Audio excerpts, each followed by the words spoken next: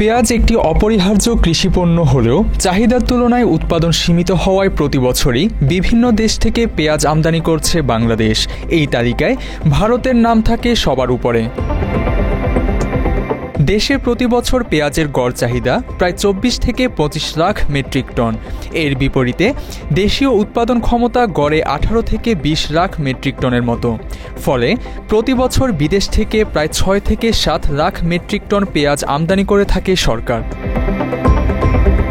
এর মধ্যে ভারত থেকে প্রায় 70 থেকে 80% পেঁয়াজ আমদানি হয়। 2018-19 অর্থবছরে বিশ্ববাজার থেকে আমদানি করা প্রায় 10 লাখ মেট্রিক টনের মধ্যে 8 লাখ মেট্রিক টন পেঁয়াজ এসেছে ভারত থেকে। 2020-21 অর্থবছরে আমদানিকৃত 11 লাখ মেট্রিক টন পেঁয়াজের মধ্যে 7 লাখ মেট্রিক টনই এসেছে ভারতের পেঁয়াজ। বর্তমানে বেনাপোল, হিলি, বুড়িমারি স্থলবন্দর দিয়ে পেঁয়াজ ঢুকছে বাংলাদেশে। তবে ভারত মাঝে মধ্যে কোনো আলোচনা ছাড়াই বন্ধ করে দেয় রপ্তানি। এর আগে 2019 সালে হঠাৎ করে রপ্তানি বন্ধ করায় দেশের খুচরা বাজারে পেঁয়াজের দাম কেজি প্রতি বেড়ে 250 টাকা পর্যন্ত উঠে যায়। সম্প্রতি চাহিদার তুলনায় সরবরাহ কম থাকায় দেশের বাজারে আবারও বেড়েছে পেঁয়াজের দাম। তাই নতুন করে পেঁয়াজ আমদানিতে অনুমতি দিয়েছে সরকার। ফলে 5.5 মাস বন্ধ থাকার পর দিনাজপুরের হিলি স্থলবন্দর দিয়ে ভারতীয় পেঁয়াজ আমদানি শুরু হয়েছে। গত 18 আগস্ট বিকেল 4:30 পর্যন্ত ভারত থেকে 59 টন পেঁয়াজ আমদানি করেছে বাংলাদেশ। হিলি স্থলবন্দর কর্তৃপক্ষ বলছে 5টি প্রতিষ্ঠানকে 30 টন করে মোট 150 টন পেঁয়াজ আমদানি করার অনুমতি দিয়েছে সরকার। মাত্র 30% টাকায় জমির মালিক হয়ে নতুন বাংলাদেশের গড়ে তোলার স্বপ্ন দেখা বাংলা বসতি। এই বিষয়ে Cox's Bazar chamber of commerce and ইন্ডাস্ট্রির প্রেসিডেন্ট এবং এফবিসিসিআই এর সাবেক পরিচালক আবু মোর্শেদ চৌধুরী বলেছেন, কৃষকদের প্রণোদনা দিয়ে চাহিদা মাফিক পেঁয়াজ উৎপাদন করা গেলে সেটি হবে দীর্ঘস্থায়ী সমাধান। 35 লক্ষ মেট্রিক টন আমাদের চাহিদা, ঠিক আছে? তো এখানে বাংলাদেশে যেটা হচ্ছে, আমরা চাইলে কিন্তু উৎপাদন করতে পারি। এখানে 20 থেকে 30 মেট্রিক টন হয়তো আমাদের সরবরাহ হতে পারে, কিন্তু যে ঘাটতিটা খুব একটা বেশি। এই ঘাটতিটার কারণ হচ্ছে আমরা সংরক্ষণ করতে পারি না।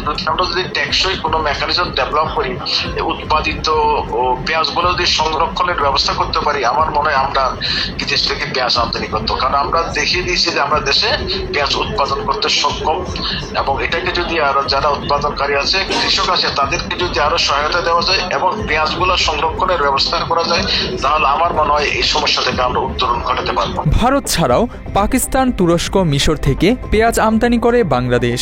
এক সময় মিয়ানমার থেকে পেঁয়াজ আমদানি করা হলেও রাখাইনে সংঘাতের পর থেকে সেটি বন্ধ রয়েছে। এক্ষেত্রে বিকল্প বাজার খোঁজার পরামর্শ দিয়েছেন মোর্শেদ। এতে করে কমে আসবে ভারতের উপর নির্ভরশীলতা।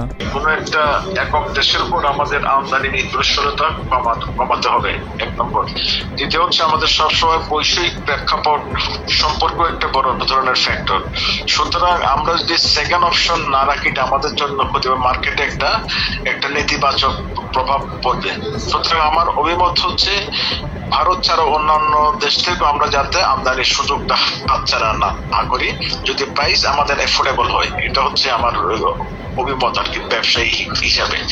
2024 সালের 5 আগস্ট রাজনৈতিক পট পরিবর্তনের পর ভারত ছাড়াও পাকিস্তান, তুরস্ক ও মিশর থেকে পেঁয়াজ আমদানি করছে বাংলাদেশ। এতে করে দেশে পেঁয়াজের বাজারে কিছুটা স্বস্তি নেমে আসে।